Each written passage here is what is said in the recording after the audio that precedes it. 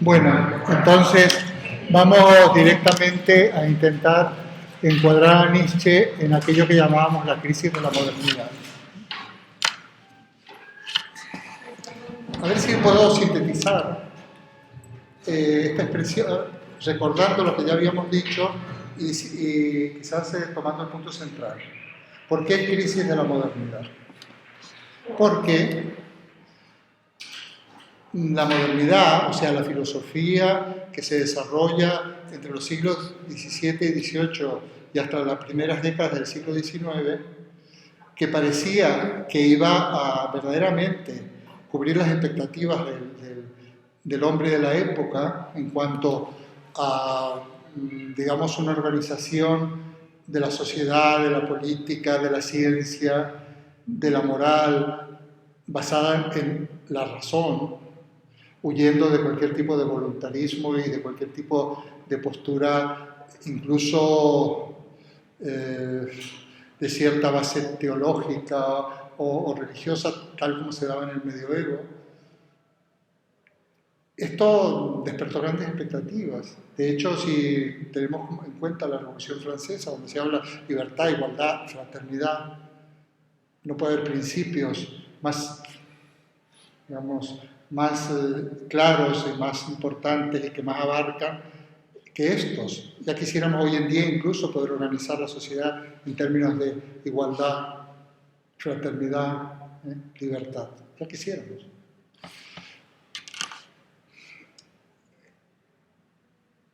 Pero estas expectativas se ven frustradas, según los críticos y según los filósofos posteriores, porque realmente la filosofía ha dejado de lado quizás el problema fundamental, que es poder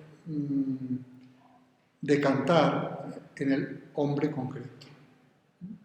Las propias cuestiones de Kant, cuando planteaba Kant la pregunta de qué puedo saber, qué debo hacer, qué me cabe esperar, qué es el hombre, que realmente eso daría si no una solución, por lo menos abrirían todo un camino para comprender al ser humano y también poder de este modo proyectar, o que cada uno proyecte su existencia, pues daba la impresión de que no se había completado esta cuestión. Entonces, el ser humano, que aunque desde el punto de vista del conocimiento, desde el punto de vista de la ciencia, se había ahondado bastante, casi todas las obras de la modernidad están relacionadas con la cuestión del conocimiento, de todas maneras, el ser humano concreto sigue sin respuesta, y digamos, y también esta falta de atención por parte de la ciencia y la filosofía. En esto consiste un poco la crisis de la modernidad, en un aspecto. No estoy siendo demasiado técnico, pero sí estamos hablando de una filosofía que se ha ocupado del ser humano más bien como sujeto de conocimiento, pero no del ser humano real, del ser humano concreto. Este tipo de críticas se ha estado haciendo durante bastantes décadas, desde mediados del siglo XIX. Podríamos decir que llevamos 150 años, de alguna manera, lamentándonos por esta situación. Hoy en día quizás las cosas se plantean de otro modo, porque lo que se plantea ahora es ¿para qué sirve la filosofía? Si realmente merece la pena, si sirve para algo. Como decía alguien, quizás en un pequeño juego de palabras, si la filosofía no sirve para algo, no sirve para nada. Claro. Y yo pienso eso, ya sabéis. O sea que la filosofía realmente tiene que servir. Tiene que servir para qué? Bueno, porque es un plus para nosotros, para los seres humanos, que somos inteligentes de una determinada manera, es un plus para que podamos completar nuestro propio proyecto.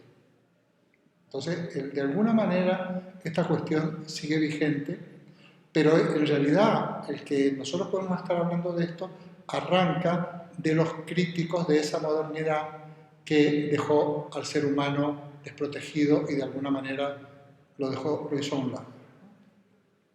Esta es una cuestión, ¿de acuerdo? Los otros días, que son, a mí me gusta siempre dar ejemplo, estaba yo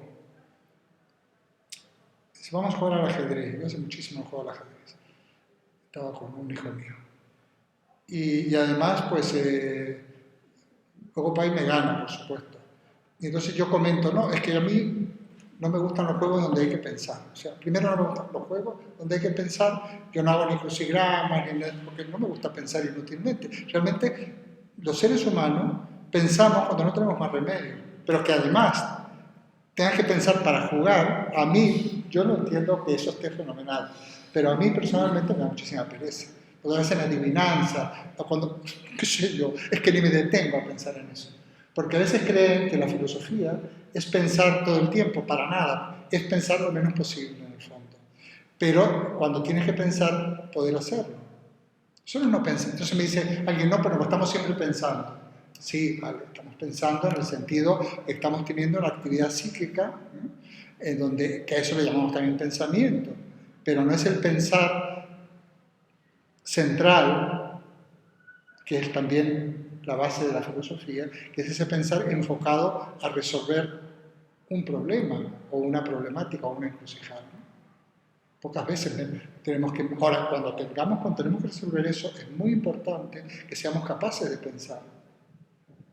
De ahí la importancia de aquella distinción que hacíamos en clase de razón pura o teórica o razón práctica.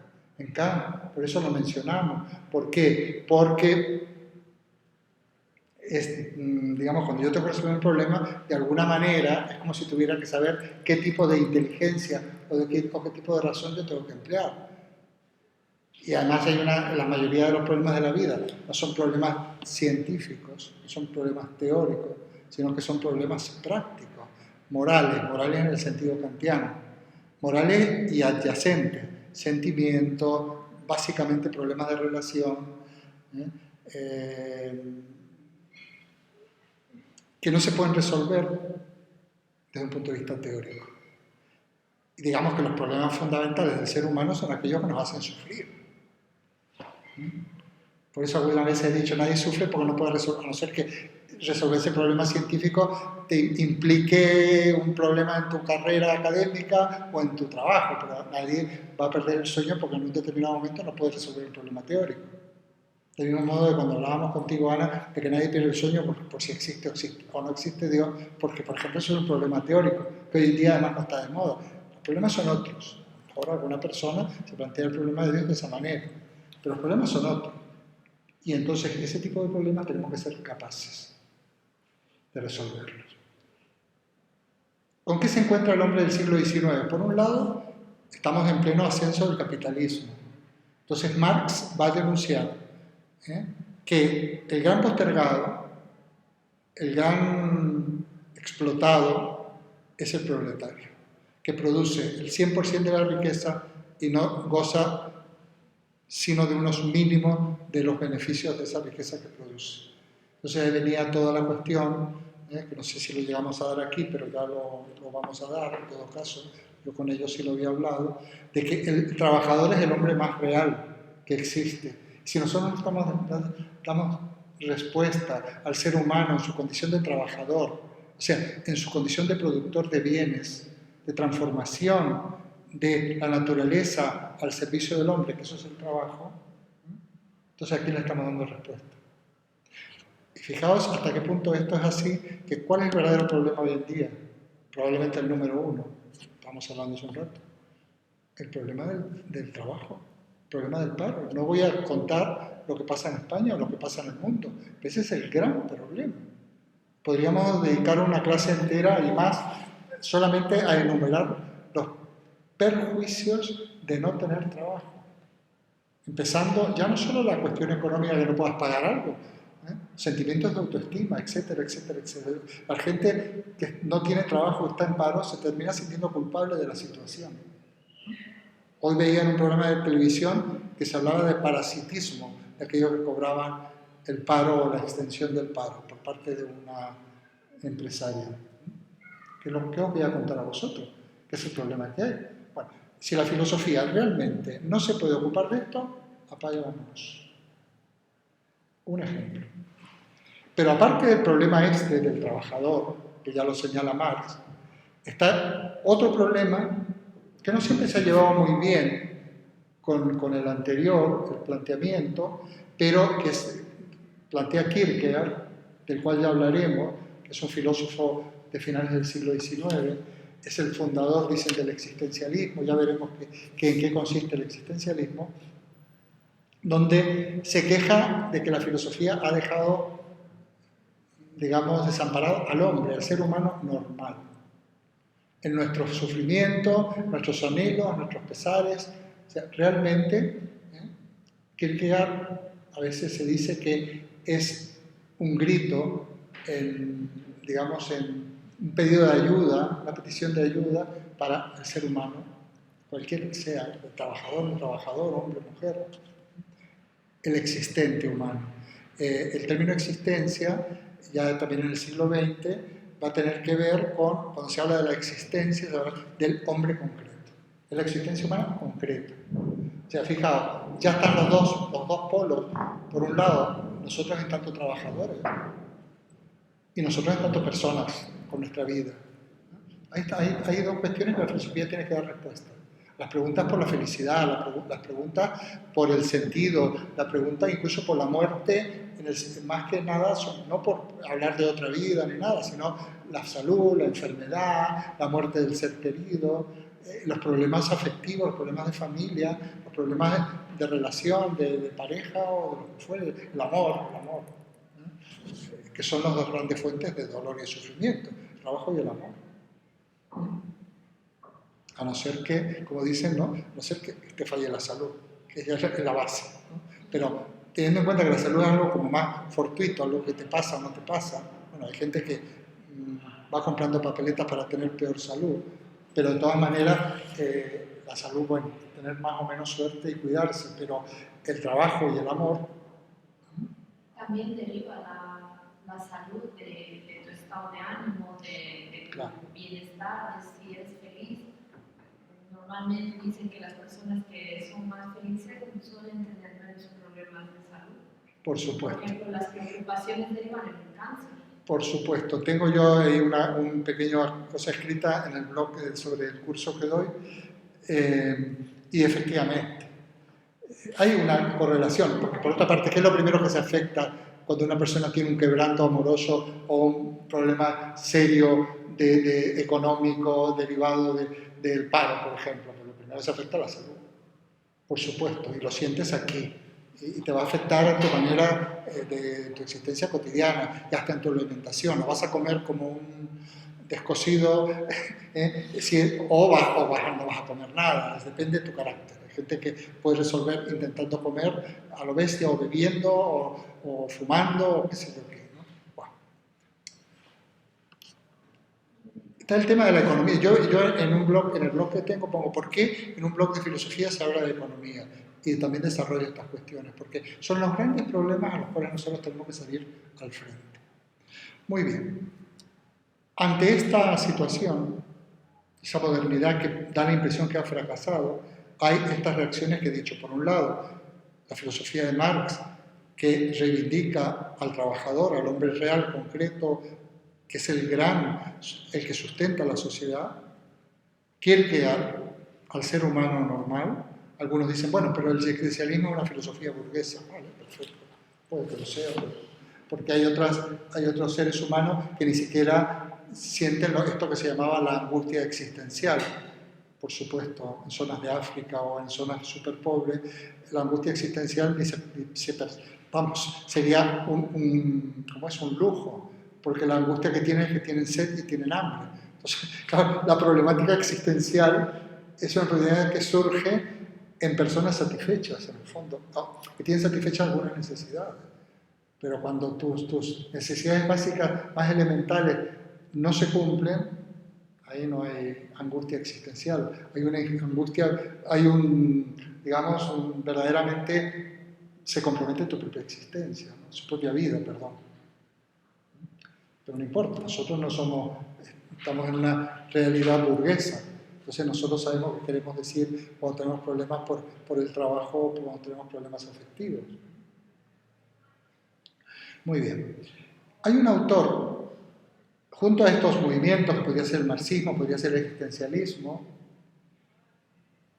Con ellos luego hablaremos de la filosofía analítica, la filosofía del lenguaje, porque también sale al frente de esta cuestión, pero a vosotros no nos va a dar tiempo, ni tampoco será muy necesario.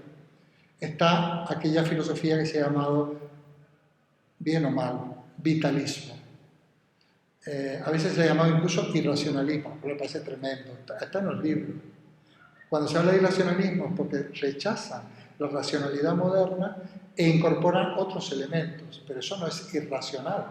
En todo caso será algo arracional, o sea, otra vía paralela a un determinado tipo de racionalidad. O sea, que el término irracionalista yo no lo usaría, a pesar de que lo usen los libros, porque de irracionalismo nada. Vitalismo, bueno, los críticos de la filosofía ponen nombres, como le ponen a los movimientos del arte, no son los artistas los que se ponen el nombre, son los críticos de arte o los críticos de los divulgadores de la filosofía los que intentan clasificar y poner nombres. Esta filosofía que se llama vitalismo, hay autores como Schopenhauer, hay autores como Nietzsche y otros, Digo por mencionar algunos que están en el programa de grado y otros que tenéis vosotros. Entonces vamos a hablar de Nietzsche. El propio Ortega, del cual también tendremos que hablar, él sí que se pone nombre a su filosofía y se pone el nombre de ratio vitalista. Una cosa curiosa. Pero estaría un poco en esta línea. Por otra parte, el existencialismo del siglo XX y el vitalismo del siglo XX están muy emparentados. De hecho, Ortega estudió con los mismos profesores en la misma época en Alemania que los existencialistas de Europa, no españoles. Yo a veces siempre digo que Ortega es como la versión española del existencialismo, de alguna manera. Versión menor. Lo sostengo absolutamente porque es así. No tiene la repercusión que pueden tener los existencialistas alemanes y franceses. Bueno, vamos a Nietzsche. Nietzsche es un autor que verdaderamente merece la pena, es un autor que la gente que ha sido un poco autodidacta en la lectura de obras de filosofía es uno de los primeros que lee. O si no es cuando lees Nietzsche, quieren seguir leyéndolo, porque es un autor que te atrapa, es un autor interesante. Se puede coger cualquier obra suya. Es un autor irreverente, es un autor muy irreverente. Prácticamente se mete con todo. Entonces eso causa, cuando estamos un poco hartos, pues causa un cierto bienestar que uno se desahoga uno a través de la lectura de Nietzsche. ¿Por qué? Porque es una crítica de todo. No el estilo de Descartes, a un estilo mucho más, a un estilo muy vital. Voy a ir siguiendo unos puntos que además los tenéis en el esquema del que os he mandado y para que lo podáis repasar y tenerlo ordenadito en casa, yo te lo puedo mandar esto, este mismo te lo mando. La primera cuestión. Nietzsche Nietzsche muere justo en el 1900, ya que es un pensador alemán, muere justo en el 1900, vivió bastante tiempo en Italia, en Turín. Yo he visitado su casa, la casa donde vivió, está justo frente al Museo Egipcio de Turín, por una cuestión de clima y demás, le gustaba vivir ahí. Y no es que Turín tenga un clima maravilloso, pero supongo que mejor, quizás, de donde era. Tenía problemas neurológicos y algunos más o menos psiquiátricos. Realmente era una persona bastante problemática y que sufría bastante por su enfermedad. Esto lo podéis luego leer, buscáis en este mismo apunte, seguramente se hablará de Nietzsche. Podríamos situar a Nietzsche como un filósofo, como un crítico de la cultura occidental. También con Ortega, porque en esa época realmente uno de los polos, uno de los aspectos de esta crítica a la modernidad es una crítica a la cultura, o sea, lo que es el pensamiento occidental, a través de la modernidad, pero buscar las raíces de ese fracaso del pensamiento occidental. se utilizan metáforas como el ocaso de Occidente, como el crepúsculo de Occidente, se habla del fin de la historia, otros autores, como que todo es un fracaso, aparecen filosofías de la historia que son todo lo contrario de las grandes utopías, como que esto vamos todos de cabeza al abismo y que esto no tiene salvación, ni tiene explicación y que vamos a terminar devorándonos unos a los otros, que esto va a ser una catástrofe. Y de hecho hay mucha literatura y mucho cine y teatro relacionado con esto. Hemos visto obras, películas algunas bastante famosas de lo que puede ser el 2000 no sé qué. Y esperemos que lo sea, porque no estamos tan lejos, ¿verdad? Muy bien. Lo primero que habría que explicar es el concepto de apolíneo y dionisíaco. Nosotros vamos a comentar algunos textos. Por suerte, en este curso tenemos la posibilidad de detenernos un poquito en Nietzsche, porque solo nos queda Nietzsche y Ortega, y luego unas pinceladas sobre los otros temas. En caso vuestro, hay que ir más deprisa. ¿Qué me decís? Y dionisíaco. Son dos, esto no solo lo utiliza Nietzsche, pero Nietzsche, él es un profesor de griego y es un gran experto en cultura griega. Y una de las claves para entender la cultura griega es precisamente esta comparación o esta dialéctica entre lo apolíneo y lo dionisíaco. Me explico. Apolo es el dios de la belleza, el dios del equilibrio, el dios de la belleza es Afrodita, pero Apolo va hacia la belleza, es el dios del equilibrio, de la luz, del orden, y Dionisio es todo lo contrario, es el dios del desorden, es el dios de la dispersión, es el dios de la confusión, uno va hacia el cosmos, son dos elementos clave, cosmos quiere decir orden, en griego se dice así, y el otro está en la línea del caos o caos.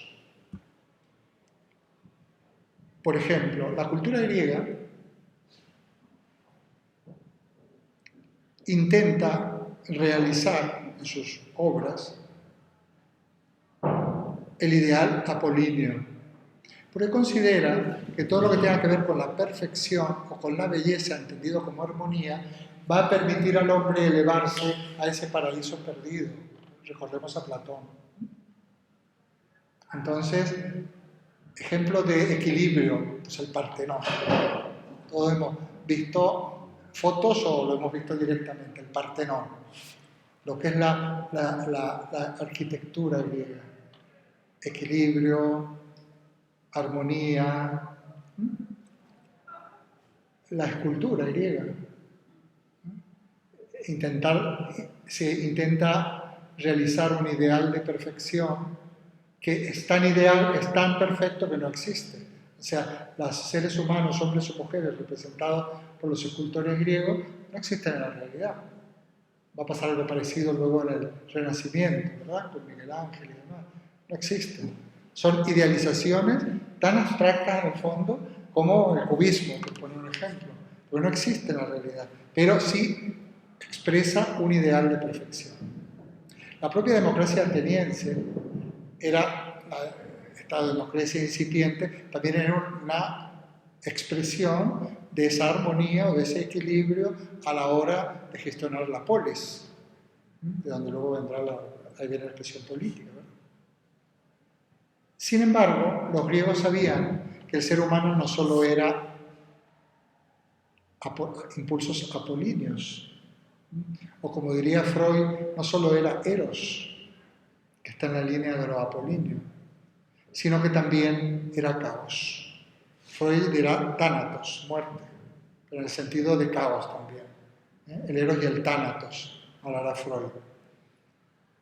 Y entonces había que conceder a Dionisio, que era el dios que es Baco, de los romanos, borracho, juerguista,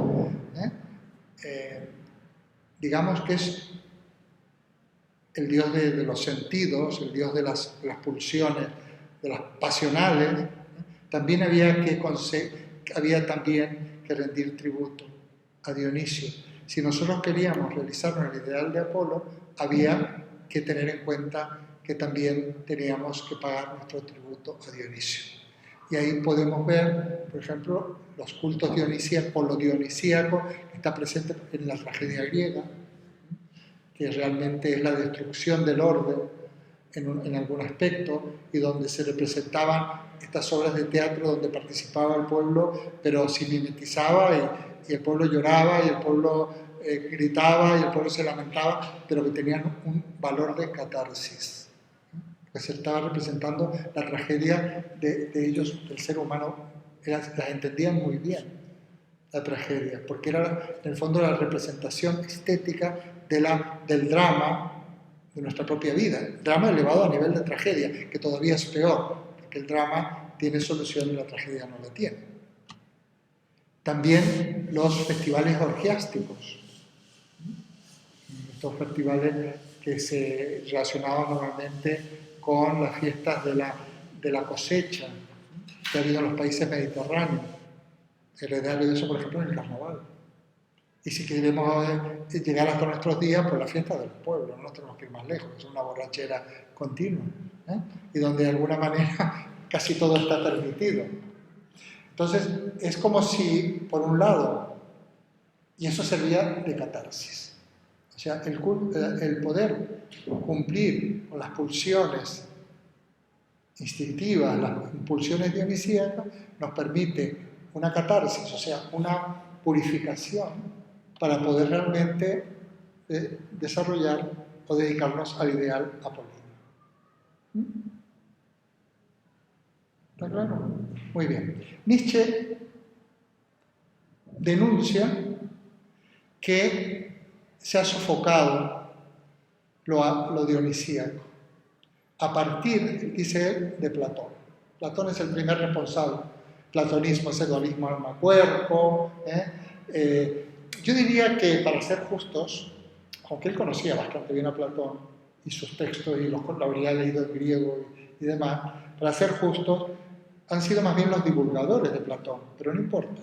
O sea, los divulgadores de Platón, porque ya sabéis que el platonismo, en este dualismo, lo bueno es el alma, el cuerpo es malo, el cuerpo es la fuente de los sufrimientos, el cuerpo y los sentidos nos llevan al error, etcétera, etcétera. Eso ha ido llevando, y no digamos nada, asumido por el cristianismo, a un desprecio del cuerpo en beneficio del alma o del espíritu. Y hemos llegado a aberraciones tales, como ya lo hemos comentado en esta clase, de flagelar el cuerpo para precisamente atajar y contener los instintos, y sobre todo aquellos instintos que nos pueden llevar a los pecados de la carne, dicho de esta manera. Bueno, esto es una aberración. O se privilegia, qué sé yo, el celibato respecto del no celibato, o el retirarse en un convento o en un monasterio respecto de la vida en la polis normal, etcétera, etcétera. Entonces, realmente se ha privilegiado lo apolíneo y se ha sofocado lo dionisíaco, generando muchos problemas, muchos perjuicios. Y para colmo, la culpa tiene el platonismo, asumido por el cristianismo, pero el cristianismo tiene otro gran problema, la raíz hebrea, el judaísmo. Judaísmo que para él son siervos, son esclavos que no luchan por dejar de serlo. Él va a ser muy duro con los judíos, como que son un pueblo que no lucha, que se resigna y por eso es sojuzgado. No hay una actitud antisemita, a mi modo de ver, me anticipo, habría que leer los textos, pero algunos han creído ver cómo aquí, de alguna manera, luego la ideología del nacionalsocialismo ha cogido elementos para el desprecio de los judíos. En realidad, el desprecio a los judíos y a los cristianos. Y respeta la moral occidental, judeo-cristiana, porque dice que es una moral de esclavos, es una moral de sometimiento, es una moral que niega la vida, vitalismo. Aquí lo importante es afirmar la vida. Esto será digamos, constante en todos estos pensadores. El propio Ortega también hablará de esto. Afianzar la vida, radicar en la vida. No podemos negar la vida. Que esto ha sido una de las características de la filosofía, de la cultura occidental. Y hasta qué punto a lo mejor se ha plasmado también en la filosofía moderna. La negación de la vida. No estoy hablando nada que no conozcáis. Vosotros sois mucho más jóvenes que yo. Pero yo sí que he vivido en una época donde se negaba la vida, se privilegiaba otro tipo de cosas, donde te fomentaban el sentimiento de culpa, donde se fomentaban el sentimiento de pecado, donde te fomentaban una escrupulosidad en tu manera de ser que te traía muchísimos trastornos de tipo afectivo y sexual, por poner un ejemplo. Yo me he librado de esas cosas, porque bueno, todo tiene sus circunstancias fortuitas. Yo tenía unos padres que estaban muy lejos de todo eso, y lógicamente la educación que he recibido eso a mí no me ha hecho mella, mayormente. Pero sí que esa negación de la vida todavía de alguna manera sigue estando vigente. Y si no es en aspectos afectivos sexuales, en otros aspectos, los sentimientos de culpa. Yo hablo con mucha gente que se siente culpable. Digo, ¿por qué? No sé, me siento culpable porque mi madre se ha muerto. Bueno, a ver, ¿por qué te sientes culpable? Me siento culpable porque no soy capaz de mantener una familia, porque he perdido el trabajo. Bueno, vamos a ver, tú no eres culpable por haber perdido el trabajo. Tú no eres culpable porque... No, es que yo le tendría que haber cuidado más. Quizás en su momento... Es como si nos hubieran metido los sentimientos de culpa en nuestro interior. Y habría que analizar, estuviéramos en el otro curso que yo doy, que a partir de los textos filosóficos analizamos, lo aplicamos a la vida, hasta qué punto estamos libres de esos sentimientos de culpa. Bueno, eso es un residuo de esa, digamos, negación de la vida. Entonces, nos justificamos, queremos dar explicaciones de todo, buscamos el afecto y el aprecio de los demás y somos capaces de someternos con tal de que nos aprecien y nos quieran. Somos incapaces de ser a veces nosotros mismos. Habría mucho que hablar aquí. Esto afecta luego a las relaciones interpersonales y a las relaciones afectivas. Como si uno fuera merecedor, ¿no? Me someto a la opinión de los demás y somos capaces de mucho con tal de tener la aprobación.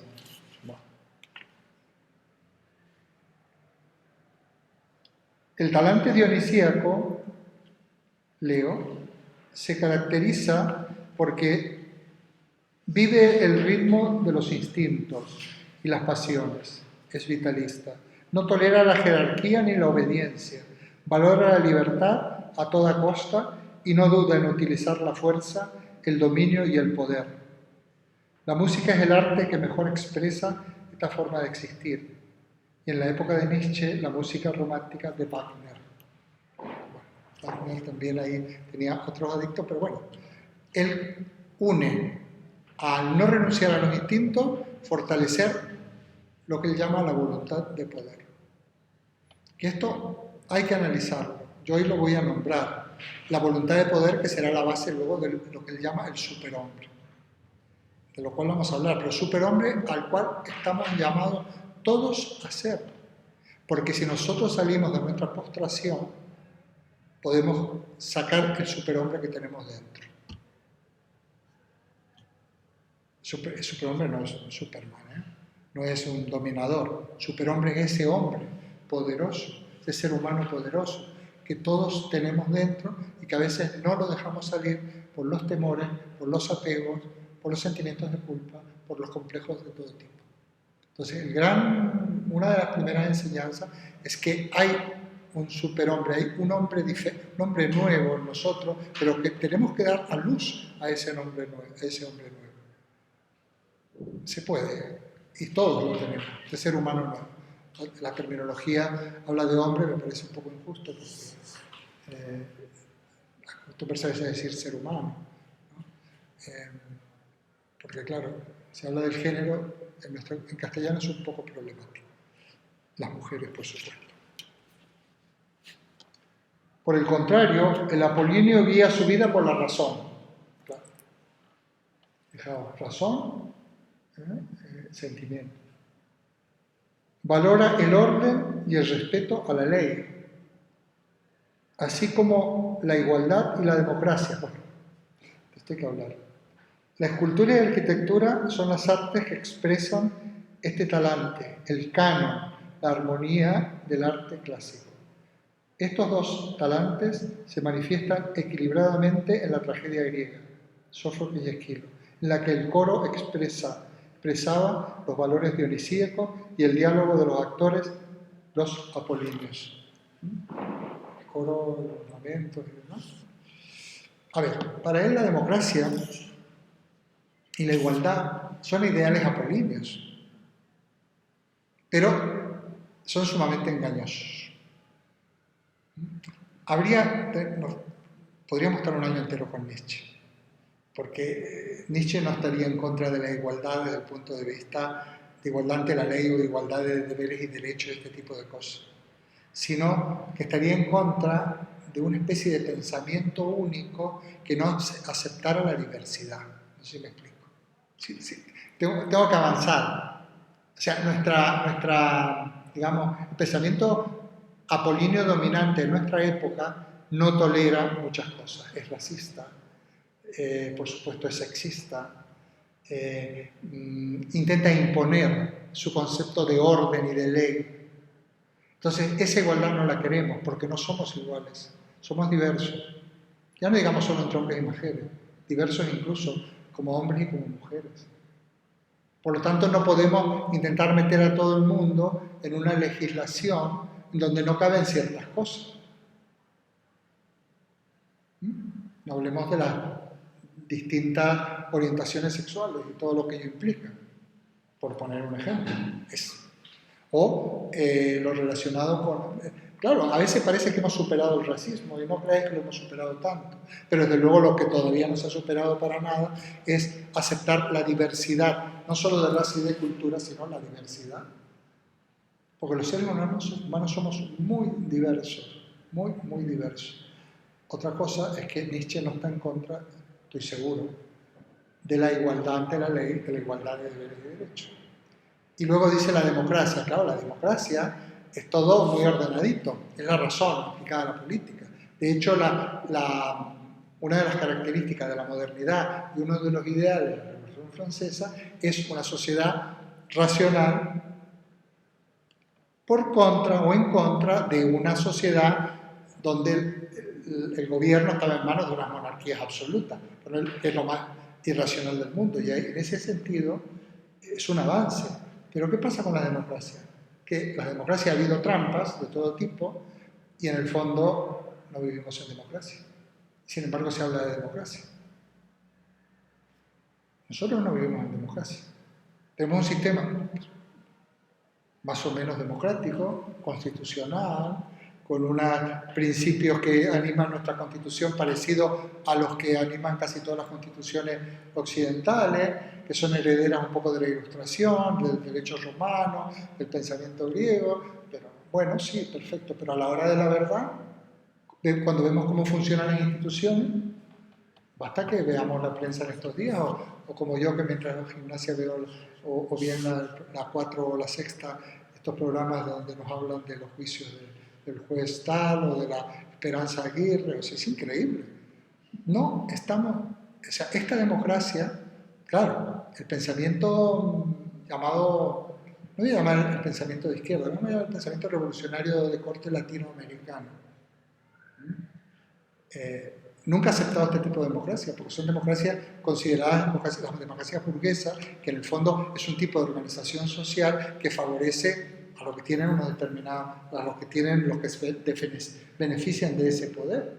Y hay tráfico de influencia, y hay todo tipo de cosas. De hecho, tú puedes ser una persona como Blesa y seguir libre. Y veréis lo que va a tardar Ortega Cano, el pobre Ortega Cano, en salir de la cárcel. Yo tenía la fantasía en el atasco de decir, un día de esto total no tengo nada que perder, voy a hacer lo mismo que Esperanza Aguirre. Me voy a ir a la Gran Vía, voy a dejar mi coche, luego cuando vengan los policías les voy a cantar las 40, voy a coger y voy a salir tarifando, a ver lo que me pasa. Podría hasta dar el aviso a algún medio de comunicación. Yo me presto. A ver lo que pasa. A ver si no cometo un delito en vez de la falta que ha cometido esta señora. Bueno, Nietzsche dice que estos son cuentos en el fondo, porque esto es esa moral judeocristiana llevada a un tipo de racionalidad, estableciendo un orden que realmente impide que el verdadero hombre emerja.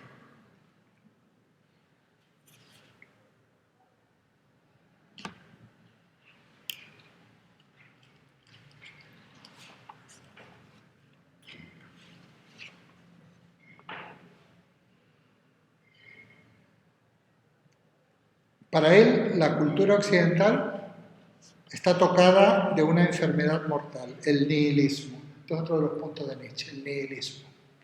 Nihil, ya sabéis, viene de nada. En latín, nihil es nada. De esta enfermedad, piensa Nietzsche, curarla con el mismo intento que intenta curarse a sí mismo. Intenta curar esta enfermedad. Nietzsche habla de dos tipos de nihilismo. Uno es el nihilismo pasivo, producido por la muerte de Dios y que ha creado una situación en la que nada tiene valor, porque la cultura occidental se había construido sobre el cristianismo, sobre un Dios que ha muerto y todo se derrumba, no queda nada. Voy a hablar ahora de esto. También existe un nihilismo activo o positivo. En una sociedad en que nada tiene valor, es posible construir desde esa nada una cultura nueva, creando nuevos valores. La enfermedad mortal de Occidente es el nihilismo pasivo. Nietzsche se considera, a través de Zaratustra, el transmisor de este hecho y profeta de una cultura totalmente original. Es un nihilista activo. Hay una obra suya que se llama Así habló Zaratustra. Hablo del nihilismo. Bueno, esto es un tema impresionante sobre todo que luego va a dar de las primeras décadas del siglo XX y que es uno de los primeros que lo enuncia es Nietzsche. Lo que se llama la filosofía de la muerte de Dios, que también existe una teología de la muerte de Dios. Yo creo que a mí me gusta Zaratustra, pero es que Nietzsche, por ejemplo, este pesimismo que tiene o esta negación de fe o lo que sea, creo que es porque es una persona que vivió toda su vida con una enfermedad, estaba muy enfermo. De hecho, antes de morir, al final, cuando estuvo internado en un psiquiátrico y todos esos delirios que tuvo por lo que le pasó, yo creo que porque el libro Amo Zaratustra, Nietzsche es totalmente en contra de cualquier cristiano, de Dios, de cualquier cosa llamada fe. Ese pesimismo puede ser porque haya sido una persona, porque a mí me gusta como autor, porque haya sido una persona que ha vivido con esa enfermedad toda la vida, porque él estuvo muy mal. ¿Te puedo hacer una pequeña observación? Sabes que yo soy... Sí. Yo no pondría la palabra pesimismo. Pon nihilismo, negativismo, si quieres. Pesimismo no, porque eso no es pesimismo. Un hombre que dice, que habla de la voluntad de poder y que habla del superhombre no es pesimista. El pesimismo no es decir no creo en lo que hay. Hay que librarse de lo que hay porque nos tiene postrado, porque a partir de ahí encontraremos un camino de superación. No es pesimista. Puede ser, prefiero, porque el nihilismo se entiende, como no lo usamos, pon negativismo si quieres. O sea, pero es bastante irónico que una persona que haya estado luchando toda la vida para vivir, porque él estaba muy enfermo, hable de lo de la vitalidad, ¿no te parece trascendente? No lo sé. Como él estaba tan enfermo. A ver, y si yo que he estado bastante sano, gracias a Dios, a Dios que ha muerto. No, pero vamos a ver, si no es fácil, no es difícil pensar. Yo pienso bastante como Nietzsche, no porque haya leído Nietzsche, sino que cuando leo Nietzsche digo, oye, qué bien. Pero si es así, no hay que estar muy enfermo para eso. Vamos a ver, que nos han tomado el pelo, que nos han engañado, que nos han negado un montón de cosas. No hace falta estar, al contrario, cuanto más sano estás, más te das cuenta de que quieres vivir y que tienes... Vamos a analizar lo de la muerte de Dios, porque de esto se ha escrito mucho, es un tema apasionante. Mira, Voy a nombrar dos ejemplos porque cuando veamos Heidegger con vosotros, precisamente hay también os lo recomendaré, lo buscaré, tengo que buscarlo. En Holzwege, es una obra de Heidegger que son varios opúsculos, a mí me encanta Holzwege. ¿Qué quiere decir? Primero se tradujo como Sendas Perdidas, pero ahora se lo ha traducido como Caminos en el Bosque. Caminos en el Bosque. En el bosque hay caminos, Heidegger vivía en la sierra, en la Selva Negra, caminos que se pierden pero que también que se encuentran. Tiene toda una etimología. Bueno, eso es simplemente el título de como se ha encerrado varias opúsculos, obras pequeñas de Heidegger. Hay una que se llama ¿Para qué ser poeta? Yo les recomiendo, son 5 o 6 páginas. Y se pregunta Heidegger, ¿para qué ser poeta en épocas de penuria? Por cierto, Heidegger tiene unos comentarios de Nietzsche maravillosos. Tiene una obrita entera que se llama Comentario a la frase de Nietzsche, Dios ha muerto. O sea que, por eso no me he salido del tema. Y dice, en esta obra que se llama ¿Para qué ser poeta? Dice, los poetas, dice, como si fueran héroes, no lo dice exactamente en esta secuencia, lo dice en esta secuencia, lo sé también, algunas cosas ya en filosofía, sabéis que me las sé un poco casi de memoria. Dice, intermediarios entre los dioses y los hombres, los héroes, en la mitología griega, eran mitad dioses, mitad hombres. Solo somos dioses, pero dioses caídos. Entonces, los poetas son mitad hombre y mitad dioses, son intermediarios. Digamos que el nexo entre el mundo de los dioses, todo esto estamos en pura metáfora, ¿verdad? Y el mundo de los hombres es precisamente el poeta. Dice, los poetas son los únicos, dice Heidegger, en esta obrita, que pueden ir, y esto sí es textual, tras las huellas de los dioses que han huido. Qué bonito. Los dioses han huido, o se han muerto. Dice, los dioses han huido. Y entonces el ser humano se queda en la oscuridad. Heidegger dirá también por ahí, estamos en la medianoche de la noche del mundo, lo más oscuro. Dice, porque Dios ha muerto y ni siquiera nos hemos dado cuenta. No está hablando de Jesús, no. Es una metáfora mucho más. Y ni siquiera nos damos. O sea, Dios ha muerto y no nos hemos dado cuenta. Y al morir Dios, o sea, lo sublime, lo que da sentido, nos hemos quedado perdidos, estamos en la oscuridad. Inevitablemente abocados al sinsentido, a la desazón, al absurdo, a un montón de penurias, en definitiva. Menos mal que están los poetas, todo es metáfora también esta parte, que son los únicos, que como pueden ir tras las huellas de los dioses que han huido, podrán contarnos a los hombres algo de este mundo de los dioses. ¿Qué quiere decir con esto? Cuando no es lo mismo cuando Nietzsche dice que Dios ha muerto que cuando dice que Marx, por ejemplo, las religiones es lo peor de los pueblos, que está haciendo una crítica directa contra el cristianismo, sobre todo la versión protestante que él conoce en su época, que estaba del lado de los poderosos y le decía a los pobres y a los explotados, bienaventurados de vosotros, porque vosotros ganaréis el reino de los cielos. Bienaventurados de los oprimidos, bienaventurados los pobres, porque se sentarán a la diestra al lado de Dios, etc. Entonces dice, bueno, esta religión es un opio porque adormece al trabajador y les dice, no se preocupen ustedes, no luchen, déjense explotar, porque cuanto más sufran y cuanto más explotados sean, mejor colocados van a estar en el cielo. Eso es un análisis que además es muy interesante. Nietzsche dice, no. Cuando habla de Dios, habla de la divinidad. La divinidad es algo más que Dios, desde el punto de vista conceptual, porque abarca el Dios cristiano y otros dioses, ¿no? La divinidad, o sea, lo superior, lo sublime, que siempre ha tenido una gran simbología en todas las culturas. Entonces, ese Dios, el Dios ha muerto. Y al morir Dios quiere decir que ha muerto lo que tiene sentido, que ha muerto los grandes valores, que ha muerto el gran impulso de la vida y ha sido reemplazado, sin que nos demos cuenta, por una pura superchería, por valores ridículos como progreso, como triunfar, como poseer. Entonces se ha hablado mucho en Occidente sobre todo esto, en el pensamiento occidental. Ese Dios ha muerto. Entonces, ese Dios, en la muerte de ese Dios ha dejado al ser humano en la oscuridad y huérfano. Nihilismo pasivo.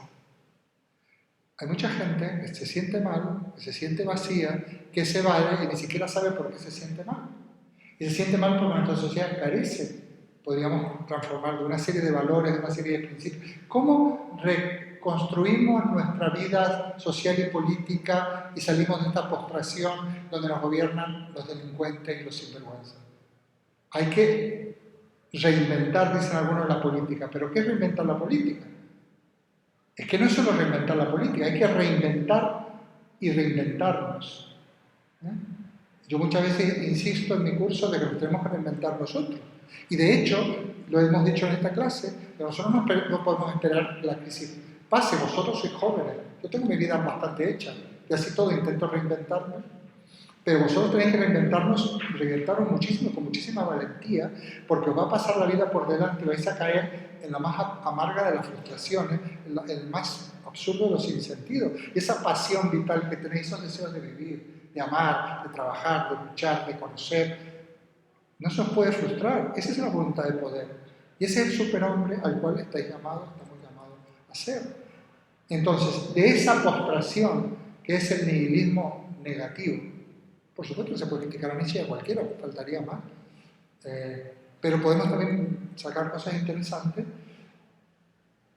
Emerge el nihilismo positivo. O sea, ser consciente, caer en la cuenta de la muerte de Dios para emerger y ser capaces de salir adelante a pesar de la muerte de un Dios que ya ese no lo necesitamos. Que no es el Dios cristiano. Dios ese es muchas cosas. Es lo sublime, ¿eh? Por eso Heidegger lo dice muy bien cuando habla de que los poetas son aquellos que pueden ir tras las huellas de los dioses que han huido. Trabaja luego con poesía como lo de Herder, que es muy interesante, bueno, la poesía alemana que es muy filosófica en el sentido antropológico, vitalista, etc., existencialista. Bueno, es interesante esto del nihilismo, porque esto va a marcar la filosofía crítica de muchas corrientes y de muchos filósofos del siglo XX. Como si es imposible entender a Heidegger sin esto que estoy diciendo ahora.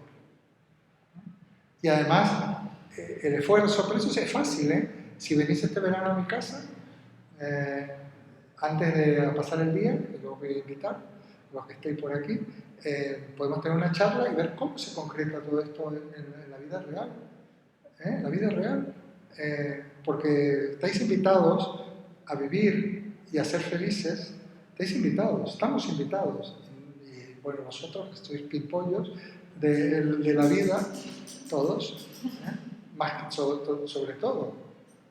Y os lo dice uno que intenta ya pimpollo no soy, pero intento no ser un tronco seco. Intento, tampoco hago mucho esfuerzo, simplemente me dejo llevar, porque lo que tenemos que hacer es dejarnos llevar. Si no, no iría a casa de Carla en una paz. Y va a ser una buena cosa, fíjate. Y yo que te agradezco mucho. Pero ¿sabes por qué es una buena cosa? Porque en la vida tenemos que ver las señales del camino y ser capaces de cambiar la planificación por las señales. Yo me tomo las cosas así. ¿Qué sé yo lo que voy a conocer allí? Seguramente van a ser personas estupendas, además, aparte de conocernos nosotros mucho más de otra manera y demás. Ya conocer una realidad, etcétera, etcétera. Ayer hablé con tengo otra amiga que se espera en Lima.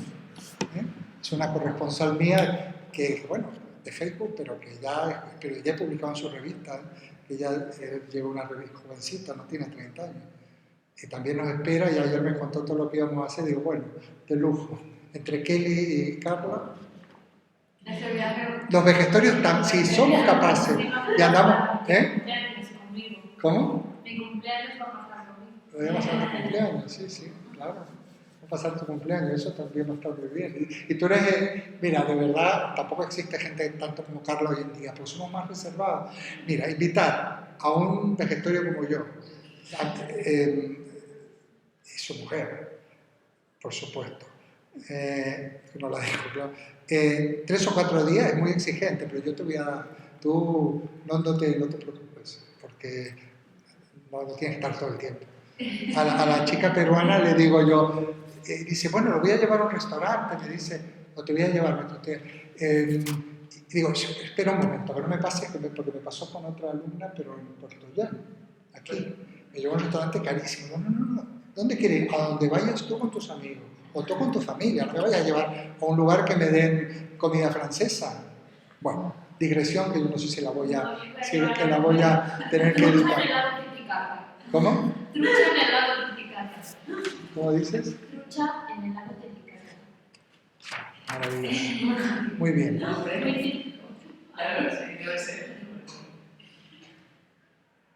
La filosofía, crítica a la filosofía y a la ciencia. La filosofía, dice Nietzsche, ha creado 2 mundos opuestos.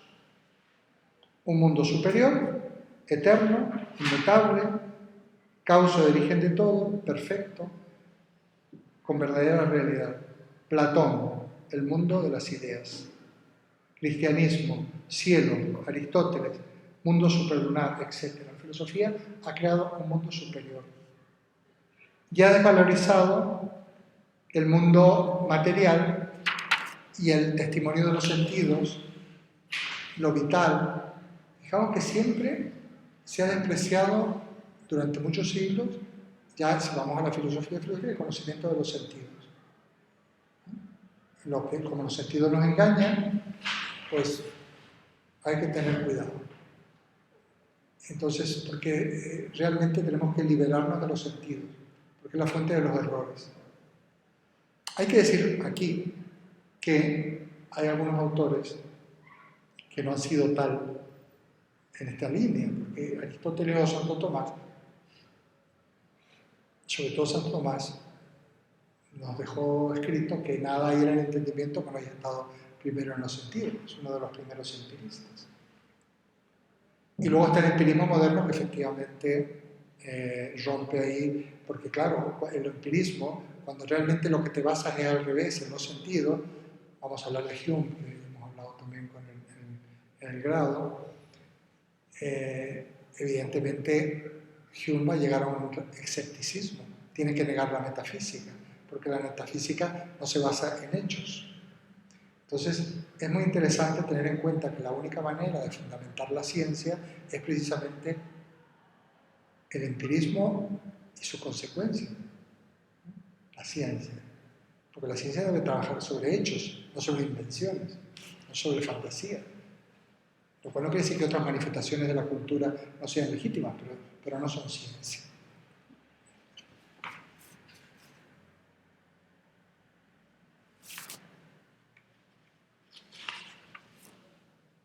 Bueno, va a realizar una crítica, lo tenéis en los apuntes para avanzar un poquito, va a realizar una crítica entonces de toda esta sobrevaloración de la razón y en detrimento de los sentidos. Es la página del apunte, la página 12, el principio de la 3, y yo te lo voy a mandar esto. Bueno, la crítica a la moral.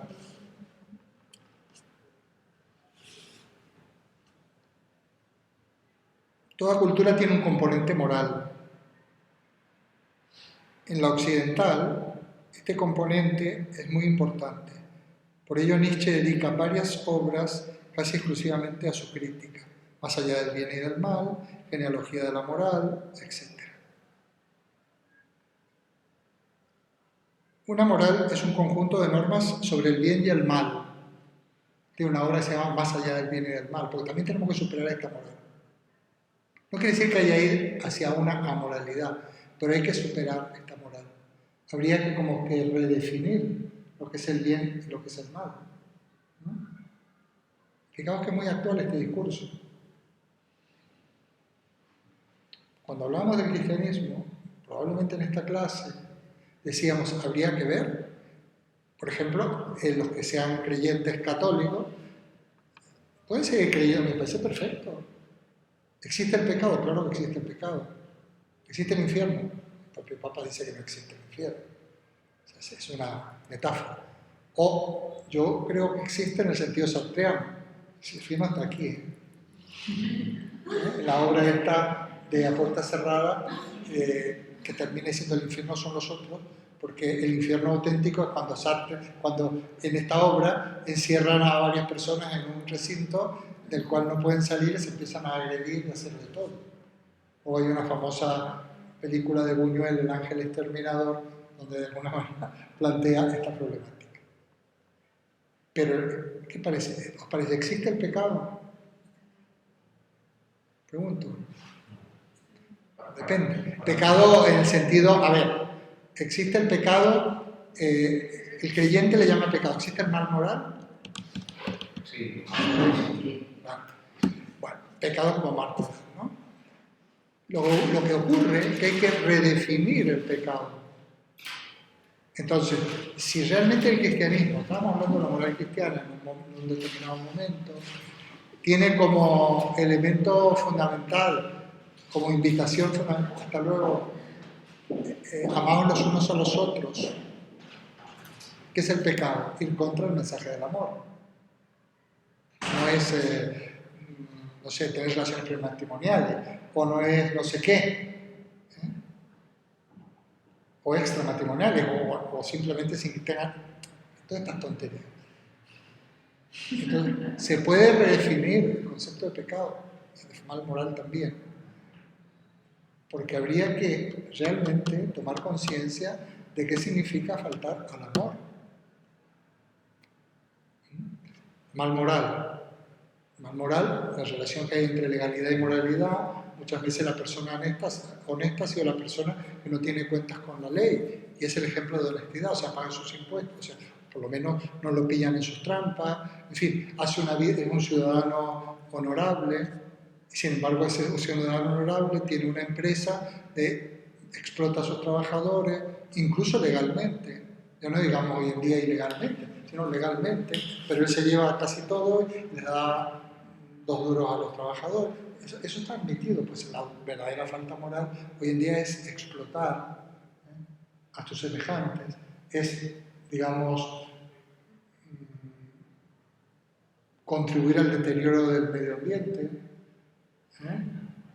sería el otro elemento, o sea, la gente que realmente produce objetos, produce productos, valga la redundancia, que no necesitamos, que son contaminantes, que es contaminante la propia producción, que es absurdo como hoy en día no hayan todavía unificado los cargadores de los teléfonos móviles o los conectores, cada uno tiene su... Basta que te cambies de país y tienes que ir comprando unos cacharros porque ninguno de los enchufes funciona lo mismo en España. ¿Funciona en Bolivia lo mismo de España? Bueno, menos mal, no sé en Perú. Entonces tienes que andar ahí. Estamos produciendo una cantidad de chatarra, yo tengo una caja, como diría Wyoming, llena de cables, ¿no? De todo tipo, por eso es contaminación pura. Bueno, todos, porque es absurdo. Y realmente el verdadero pecado o la verdadera falta moral es la falta de amor. Efectiva, práctica. Se llama explotación, se llama violencia contra la mujer, y a veces al revés, menos. Se llama, digamos, violación, se llama engaño, se llama, por supuesto, lo que hacen pederastia, lo que hacen esta gente. Y hay un profesor del Valdeluz que yo lo he conocido, porque yo he vivido por ahí, y además era profesor de filosofía. Yo estaba en un instituto, yo estaba en un colegio. Bueno, este famoso que sale todos los días en el telediario, sí, pero era profesor de filosofía también. Sí, bueno, a ver, es increíble. Bueno, estos son las verdaderas faltas, son los verdaderos pecados, ¿no? Entonces, digamos que la moral, dice que Nietzsche considera que la moral es antinatural. Claro, está hablando siempre de la moral imperante en la sociedad que él vive. No porque estuviera enfermo, ¿por qué es antinatural? Porque la moral, bueno, en principio, tendríamos que tomar el término antinatural de 2 maneras. Si lo natural es ser fieles a nuestros atavismos por pertenecer a ser un primate más, lógicamente. El hecho de entrar en sociedad implica que lo natural hay que de alguna manera regularlo para poder vivir en sociedad, ¿no? No podemos. O sea, en ese sentido, no tiene un aspecto peyorativo el término antinatural. Pero bueno, yo no puedo hacer como hacen los animales, ¿no es cierto? Hacer mi necesidad en la calle, o pasar por un árbol y hacer pis, o aquí te pillo, aquí te mato. No se puede hacer este tipo de cosas. Y eso, por poner un ejemplo, ¿no? Pero en ese sentido, la moral tiene una raíz antinatural. Pero el problema que en ese proceso de socialización y de endoculturación, donde tenemos que de alguna manera reprimir nuestras propias pulsiones animales, pues se puede producir también, digamos, o puede tener una consecuencia antinatural. A ver, en principio es un tipo de domesticación, así como los perritos. Yo no tengo animales domésticos, tengo mi manera de pensar, tengo alguna polémica. Y tú no quieres a los animales, claro que los quiero. Lo que no quiero es un gato castrado, engordando y en mi casa y comiendo más, gastando más en alimentar a un gato que a un niño. Yo soy muy duro ahí, pero bueno, puedo ser condescendiente también. Pero me encantan los animales, los que veo por ahí. Pero lejos de casa. ¿Eh? Me encantan los animales, pero lejos de casa. Sí, porque me parece antinatural a eso. La mascota me parece antinatural, ¿eh? A no ser que tengas un campo y tengas caballos y vacas y gallinas, ahí ya me parece, o para el alimento. Bueno. Del mismo modo que un perrito hace sus necesidades cuando lo saca y en casa está tan que no mancha, y normalmente los seres humanos pues también hacemos eso. O sea, nosotros sufrimos o pasamos por procesos de domesticación, no pasa nada. Te ordenas en tus necesidades fisiológicas, te ordenas en tus necesidades alimentarias, en tus necesidades de sueño. No nos acostamos cuando nos dé sueño de cualquier parte. Digamos que en ese sentido estamos lo cultural, de alguna manera es una pérdida o una adaptación de lo natural. Hay una dialéctica, digamos, entre naturaleza y cultura, se estudia mucho en antropología, nosotros lo habéis estudiado seguro, la relación que hay entre naturaleza y cultura o natura y cultura, porque efectivamente es una manera de integrarnos en la sociedad. Pero claro, luego hay una moral antinatural, que es aquella moral basada en la represión de la vida, en la represión de lo vital, que la voy a criticar Nietzsche. También Freud, que lo podríamos poner como filósofo en esta misma corriente, no lo estudiamos porque hay un cierto prejuicio de los filósofos, incluir a Freud entre los vitalistas, pues realmente El malestar de la cultura, que es una obra totalmente filosófica de Freud, Freud explica de qué manera nosotros reprimimos nuestros instintos y depende cómo se reprima, realmente esto va a traernos serias consecuencias en nuestro propio carácter y personalidad. O sea, el concepto de represión es un concepto,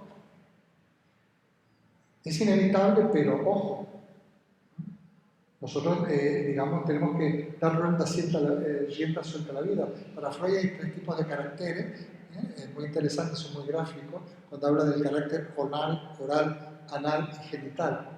Y eso también lo desarrolla en términos de psicología evolutiva. Entonces, la época anal, el desarrollo del individuo, es cuando la relación que tiene con el mundo es a través de la boca, a través de la alimentación, pecho de la madre o su sustituto. Veis que los niños conocen a través de la boca, se llevan toda la boca y todo lo chupan. Luego, y ahí esa etapa dura hasta que ese niño aprende a controlar esfínteres. O sea, cuando ya no es necesario ponerle pañales, porque ha aprendido a pedir y a hacer sus necesidades. Y ahí, digamos, que es la etapa anal. Estamos hablando de psicología evolutiva. Y la etapa genital viene cuando no solo descubre su genitalidad, la genitalidad es un poco instintiva porque los niños pequeños y bebés manipulan sus genitales, pero es cuando descubre su genitalidad y por fin cuando se produce la maduración sexual en la pubertad, digamos que de alguna manera ahí aparece la etapa genital. Bueno, son nombres que pone Freud. Pero luego él establece una tipología. Entonces habla de carácter oral, anal y genital. Hay tesis para saber. Lógicamente, para él, si tú tienes carácter oral o anal, te has quedado fijado en etapas de tu infancia que no has madurado y tu carácter se ha conformado. Esto es muy metafórico, pero... Entonces, por ejemplo, la persona oral es una persona dependiente, débil, intenta de alguna manera siempre estar de alguna manera chupando, es un poco parásito, en fin, no es inmaduro, en fin, claro, lógicamente es inmaduro porque no ha pasado la etapa anterior. La etapa anal es la etapa de donde el que se queda fijado, ¿no?, a esa etapa anal, pues es un déspota y un explotador. Por ejemplo, Hitler, Mussolini serían personajes típicamente anales, ¿no? Lo que hacen los personajes anales con los demás, no voy a utilizar la palabra porque salen al aire, eso hacen. Y luego, en cambio, la etapa genital, una de las características de Freud es donde hace que fluyan los instintos, es una etapa de dar que tiene que ver con la generosidad, con la entrega, con la genitalidad, con una genitalidad que se prodiga, que tiene por lo menos impulso de prodigarse. Bueno, esa es la buena, digamos, porque es el individuo generoso, el individuo que tiene en cuenta a los demás, etc. Bueno, precisamente el concepto de represión se explica muy bien, sobre todo como aquellas personas que se quedaron fijadas a la etapa anal, ¿no? La persona reprimida, porque la etapa anal significa reprimir. O sea, controlar el esfínter es reprimir. Y eso, en ese reprimir, dentro del psicoanálisis, se experimentaría un placer que va más allá del placer físico, que hace que lo que a ti te gusta es reprimir. Realmente no eres capaz de dejar que fluya la vida, que es lo típico o lo característico de la etapa genital. Vitalismo. O sea, que de alguna manera todo esto, Nietzsche es un precursor de Freud, pero está en el mismo caldo de cultivo, en Alemania en esa época, donde el psicoanálisis sería la otra pata, ¿eh? Está el marxismo, el vitalismo, el existencialismo y el psicoanálisis, que tiene mucho de los demás, pero que es una línea también autónoma de una respuesta a esta problemática de la crisis de la modernidad. Además, a eso unimos, porque en el marxismo, por ejemplo, la crítica a la alienación religiosa, Marx la toma de Feuerbach, que es un pensador animal del siglo XX, y sin embargo Freud hace también su propia crítica de la alienación religiosa, cuando dice que Dios, él establece que la personalidad tiene tres niveles: el del yo, el del super yo, que es la conciencia moral, que representa todos nuestros padres, la sociedad, las normas, los represores, y el del ello, que es el inconsciente, pero que también equivale un poco al niño, indómito y demás. Y entonces cuando habla de Dios, dice que Dios es un superego. O sea, esa imagen de aquel que nos controla y que nos juzga, es la imagen del Dios. Freud también era judío, ¿no? Está muy influenciado los judíos, incluso Marx, del Dios bíblico. El Dios judío es muy represor. El Dios cristiano auténtico no es represor, porque en el fondo es Jesús. Pero el Dios bíblico, el Dios judío, es muy represor. Entonces el judaísmo ortodoxo, la religión judía ortodoxa es muy represora. Muy represora. El cristianismo no debería serlo. Cuando lo es porque está contaminada o de judaísmo o de calvinismo o de otras vertientes del cristianismo. Pero el cristianismo, ya lo digo siempre, es el Papa Francisco hoy en día, por suerte. Podemos ver, independientemente de que uno esté de acuerdo con el cristianismo. ¿Conocéis la última anécdota de este Papa? Describe una señora de Santa Fe, de Argentina, de que ella está divorciada y que se queja de que el párroco de su pueblo, un pueblo que está cerca de la ciudad de Santa Fe, conozco yo eso porque yo he vivido 10 años en Santa Fe, y que no la deja comulgar. Entonces el Papa la ha llamado por teléfono a esta señora, por teléfono, y le ha dicho que comulgue. Y lo ha llamado al otro, y esto es verídico, porque el Papa hace estas cosas. Claro, es un señor que además ha sido profesor de Santa Fe, Mario Bergoglio y tal, es un hombre que ha seguido actuando normalmente y demás. Bueno, pues eso, que comulgue, sentido común. Son ejemplos más de cosas que... Bueno, para ir terminando, vamos a continuar con vosotros. La semana que viene yo voy a mandar, que es el martes, la semana que viene es el martes, voy a mandar los textos del libro ya numerados de Nietzsche. Vamos a ver si comentamos un texto de Nietzsche. Y terminamos un poco. Con vosotros sí te voy a mandar esto y a los demás. Y la verdad es que en esta línea este tema está muy claro, porque a lo mejor avanzamos un poco más hacia, aunque hablemos un poquito de Nietzsche, hacia Husserl, muy interesante. Vemos a ver si podemos entender algo que es complejo, pero puedo anticiparlo en 5 minutos, puesto que no nos han echado todavía. La reducción eidética, o la reducción fenomenológica de Husserl, que es la base del método fenomenológico, para que luego podamos comprender a Heidegger y aquel otro gran movimiento, pero que está relacionado con el existencialismo, que es la hermenéutica. Muy, muy interesante también. Es apasionante, la verdad, que la filosofía del siglo XX, estamos en esta crisis de lo que se ha llamado la posmodernidad, que nadie sabe muy bien lo que quiere decir, pero es muy interesante. Tengo unos textos maravillosos que también os mando a vosotros, que algún día lo podéis leer, en PDF, de Heidegger sobre Nietzsche, que no tienen desperdicio. Y Marx también.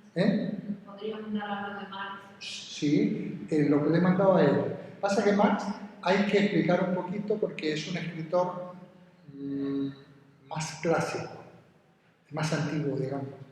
¿Entiendes? En cambio Nietzsche ya, o Heidegger, bueno, Heidegger es muy difícil, ¿eh? Tenemos algo de base. ¿Mm? Con Nietzsche ya tenemos base. ¿Con Nietzsche qué? Que ya tenemos algo de base. Sí, pero escribe distinto, porque una de las cosas que no había comentado aquí es que Nietzsche y los filósofos críticos con la modernidad están en contra de la filosofía entendida como sistema, o sea, como esa arquitectura que da respuesta a todo. Y Marx todavía, aunque es postmoderno en cuanto a su objetivo y a su crítica, es moderno en el sentido del siglo XIX y XVIII en cuanto a que él asume el sistema hegeliano. En cambio, esta gente no tiene una arquitectura aposta, Por lo tanto, cuando hablas de los filósofos contemporáneos, tiene que decir, y este señor hablaba de esto y de esto, y hacer una lista de los temas de los que trata, porque no construye aposta una teoría filosófica. Denuncian mucho, y creo que la filosofía hoy en día debe denunciar. Y entre todos, porque ya no es el filósofo el que construye una solución arquitectónica a la problemática. Somos todos que intersubjetivamente vamos buscando salida, pero tenemos que tener claro de aquello que tenemos que abandonar o de aquello que tenemos que huir. Y tenemos que ir confluyendo por consenso, en esa intersubjetividad de la que yo hablo, en las salidas, que además nos entendemos muchísimo. Nos entendemos muchísimo porque las propuestas que yo puedo aquí protagonizar son las nuestras. Nos entendemos un montón. Bueno, pues hasta la clase próxima y muchas gracias y perdonad todos los convenios.